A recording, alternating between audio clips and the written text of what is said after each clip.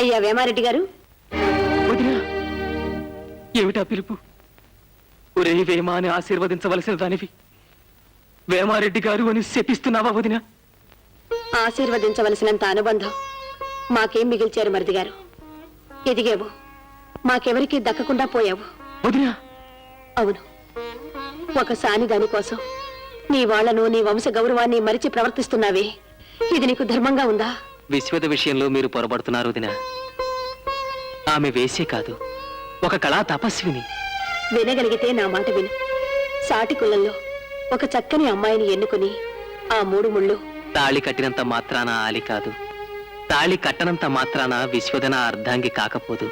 మా మనసులకు ఏనాడో 3 ముళ్ళు పడ్డాయి. మా బ్రతుకులు ఏనాడో 7 అడుగులు నడిచాయి. నా సహధర్మచారానికి కావలసిన అర్హతలన్నీ విశ్వదకున్నాయి వదినా. అలాగా? అయితే ఒక్కసారి నన్ను ఆ విశ్వం దగ్గరకు తీసుకువెళ్ళు. నీకెంత వెల కడుతుందో తెలుసుకుంటాను. చెల్లించి నీకు కనువిప్పు కలుగ చేస్తాను. వదినా, నేను చెప్పవలసింది చెప్పాను. నా విశ్వద విషయంలో మీరు పడకూడని పొరపాటు పడుతున్నారు. దయచేసి నన్ను క్షమించండి. ఏమయ్యా? ఈశ్వర, నేను పెంచి పెద్ద చేసిన బిడ్డను ఇంత గుడ్డివాణ్ణి చేశావెందుకయ్యా? రామయ్య రా, సమయానికి వచ్చారా?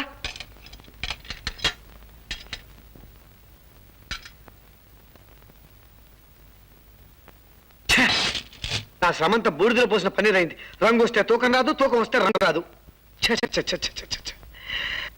రామయ్య, ఇక లాభం లేదయ్యా. నువ్వు రంగలి సన్న లేకుండా తప్పకుండా తయారవుతుందయ్యా. ఇప్పుడు నాకంత తీరికెట్టింది అభిరామ. ఇంతకాలం బంగారం బంగారం అని నిన్ను ఎగతాళి చేశాను. ఇప్పుడు ఆ బంగారమే ఈ పూట నా మాట నిలబెట్టగలిగేదయింది. వస్తా. రామయ్య,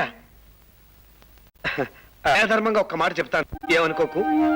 కంటి చూపుతో అరికట్టాను ఒక ఆడదారి చాలా బాగా. ఆ విషయంలో చూపిస్తున్న ప్రేమ, దాని వృత్తి ప్రేమ ఒళ్ళు విరుస్తూ నువ్వు ఎంత త్వరగా బయటపడితే నీకంత మంచిది. మంచిది, లోకానికి మరెంతో మంచిది. అభిరామ, విశ్వత లేని నాడు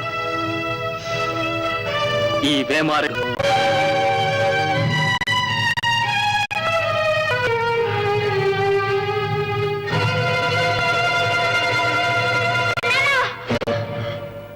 ఏమిటమ్మా, కలవరించావా?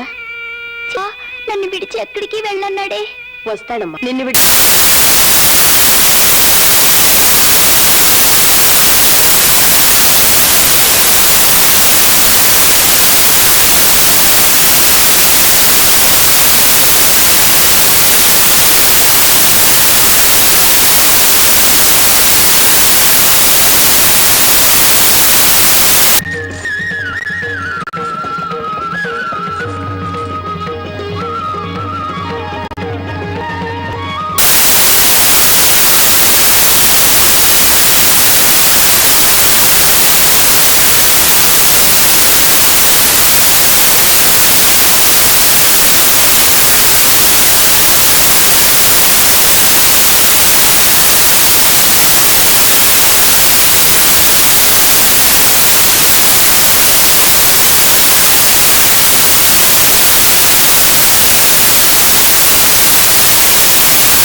అమ్మా, మా వేమయ్య.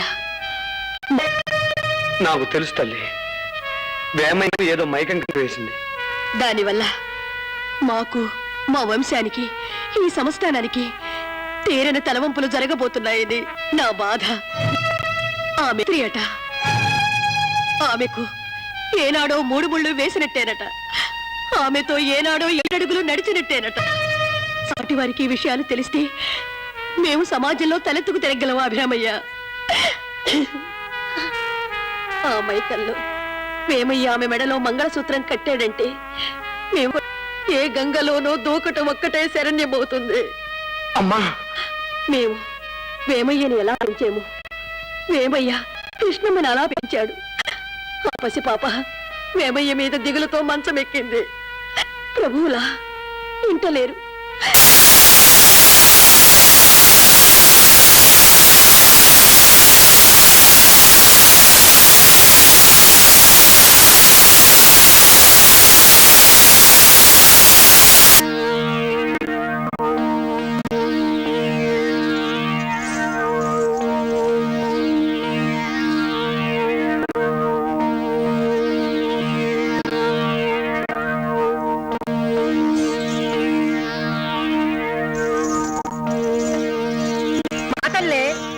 అదృష్టవంతురాలివే.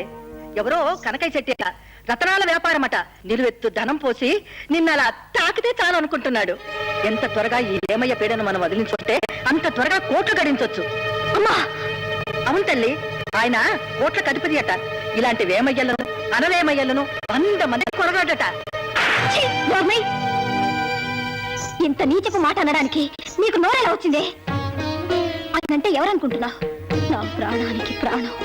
వారు రాగం అయితే నేను రాగిడిని, వారు స్వరం అయితే నేను నాదాన్ని, వారు తాళం అయితే నేను జతిని, వారు లేక నేను లేను, నేను మరో మారు ఆయన గురించి పరుషంగా మాట్లాడావంటే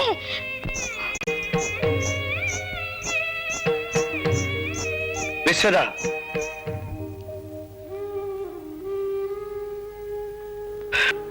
నేను చంపుదామన్నంత ఆవేశం అభిరామయ్య గారు,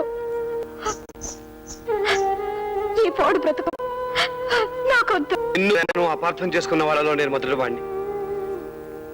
కానీ నీవెవరివో, ప్రేమ ఎంత పవిత్రమైందో ఇప్పుడు అర్థం చేసుకున్నానమ్మా. మా వేమయ్య ప్రేమకు పాత్రైన నువ్వు అదృష్టవంతురాలివే.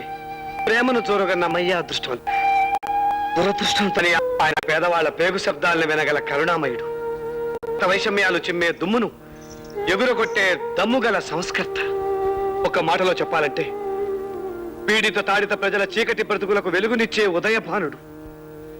ఆ సూర్యుడిని పడకటింట్లో బంధించి ఆ వెలుగును ఒక్కదానినే చూసి మురిసిపోతూ మమ్మల్ని అందరినీ చీకట్లో మగ్గిపోమంటాం.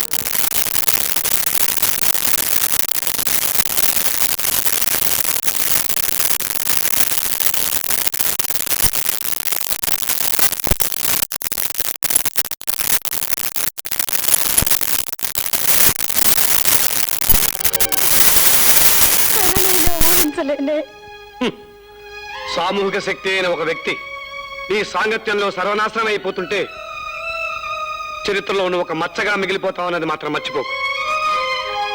ప్రేమయ్యను విశ్వదకే మిగుల్చుకుంటావో విశ్వానికే దక్కనిస్తావో నిర్ణయం నీది. కానీ ఆ నిర్ణయం మీదే అనేక జీవితాలు ఆధారపడి ఉన్నాయని మాత్రం మర్చిపోకు.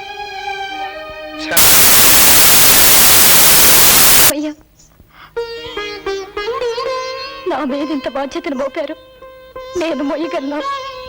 నా కర్తవ్యం అంతే.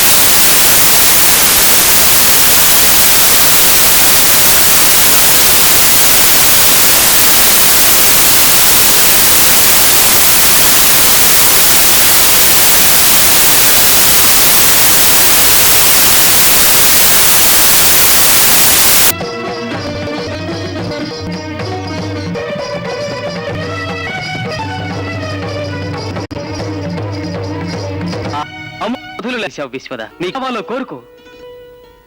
తెస్తాను, తప్పకుండా తెస్తాను. ఒక శుభగడియలో నేను మీ జీవితాంతం తోడుగా ఉండాలని మీరు ఆశించారు. ఇప్పటికీ ఎప్పటికీ అదే నా ఆశ. నేను విటుణ్ణి కాను, నీవు వేసేవు.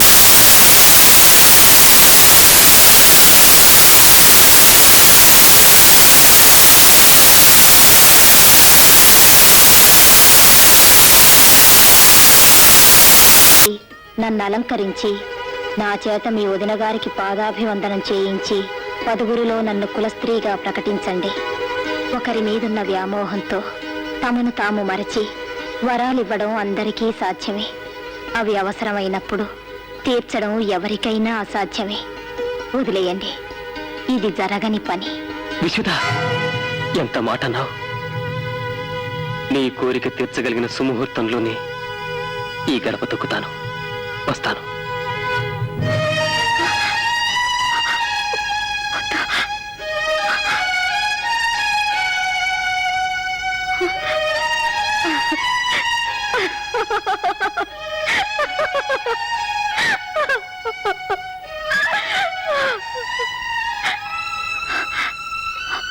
ఆయన నగలు తేలేరు,